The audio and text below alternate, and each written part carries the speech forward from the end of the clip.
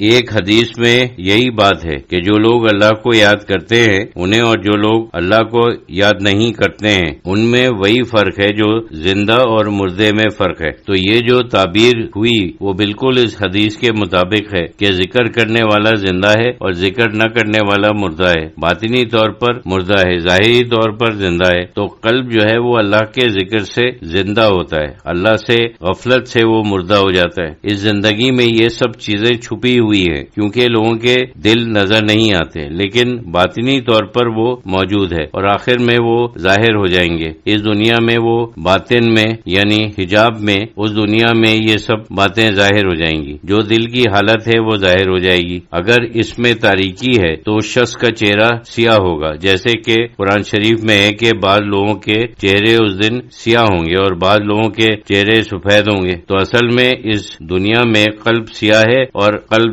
نورانی ہے، وہ فرق ظاہری طور پر نظر نہیں آتا، لیکن جو اہل بصیرت ہوں وہ تو پہچان لیتے ہیں۔ لیکن اس دنیا میں سب باتیں ظاہر ہو جائیں گی، قلب کی حالت چہرے کے اوپر ہو بہو نظر آئے گی۔ قرآن میں اللہ صلاتی ہی دائمون بھی ہے، یعنی وہ لوگ جو دوام رکھتے ہیں نماز میں، اس کی ظاہری معنی ہے کہ وہ باقاعدگی کے ساتھ اپنی 5 وقت کی نماز پڑھتے ہیں، مطلب یہ ہے کہ مداومت کرتے ہیں نماز پر۔ لیکن بزرگان دین نے اس کی تفسیر یہی کی کہ وہ حقیقت میں ہر وقت صلاۃ میں ہیں، دائم کے معنی یہی ہیں۔ تو یہی ہے دوام ذکر کہ ان کے دل ہر وقت اللہ کی طرف لگے ہوئے ہیں۔ 2 قسم کے ذکر ہیں، ایک وہ ذکر جو انسان خاص وقتوں میں کرتا ہے، وہ اس کا فرض ذکر ہے، اس لیے وہ اہتمام کرتا ہے، ایک خاص وقت کے لیے بیٹھتا ہے، کوشش کرتا ہے کہ ہمتن اللہ کے خیال میں غرق ہو جائے، یہ ایک قسم کا ذکر ہے اور وہ اصل ہے۔ دوسرے قسم کا ذکر یہ ہے کہ انسان ہر وقت صبح سے شام تک اپنے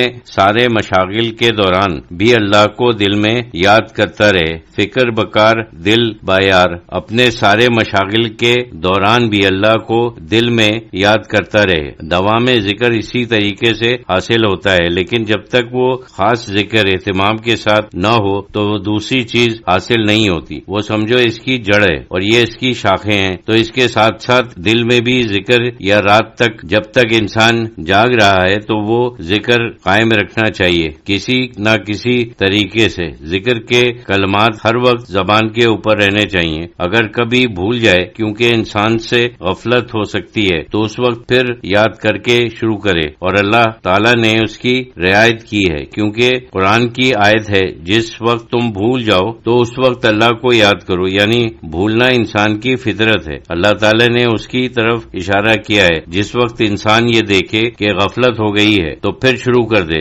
اسی طریقے سے ہر وقت ذکر میں رہے۔ تو وہ ذکر ایسا ہے کہ وہ دل میں ہے اور ظاہری طور پر وہ دوسرے مشاغل میں بھی مشغول ہو سکتا ہے۔ دوسرا جو خاص ذکر ہے اس وقت اور مشاغل نہیں ہونا چاہیے بلکہ تنہائی ہونی چاہیے، وہ پوری طرح سے دھیان کے ساتھ اس میں محو ہو جائیں۔ 2 قسم کے ذکر ہیں، اسی طریقے سے یہ ذکر کثیر جو منتہیوں کی حالت ہے وہ حاصل ہو سکتا ہے۔ ویسے ذکر کی بہت قسمیں بتاتے ہیں، ذکر جہری، ذکر قلبی، ذکر روحی اور ذکر صدی۔ ایک ذکر کے مختلف درجے ہیں، لیکن صرف بیان کرنے سے اور اس کے اوپر گفتگو کرنے سے وہ چیز حاصل نہیں ہوتی۔ وہ ذکر کے مدارج ہیں جو ذاکر خود حاصل کرتا ہے، بشرطے کہ وہ صحیح راستے کے اوپر چلے، وہ آگے بڑھے، یہ چیز خود بخود حاصل ہو جاتی ہے۔ زبان ظاہری چیز ہے، زبان سے وہ قلب کے اوپر آ جاتا ہے۔ قلبی ذکر سے روحی ذکر، مطلب یہ ہے کہ وہ باطن سے باطن تر کی طرف جاتا ہے، اور آخری درجہ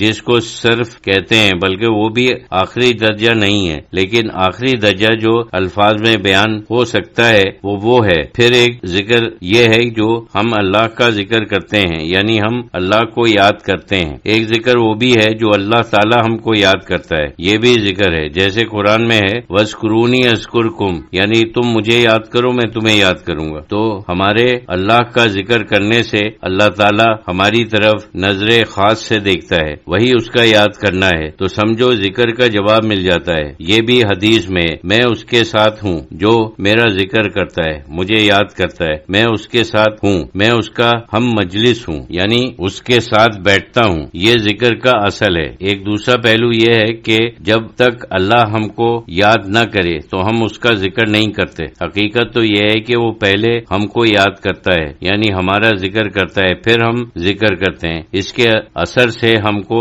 اس کا انعام ملتا ہے۔ حقیقت تو یہ ہے کہ ہم اس کا ذکر کر ہی نہیں سکتے جب تک وہ ہم کو یاد نہ کرے۔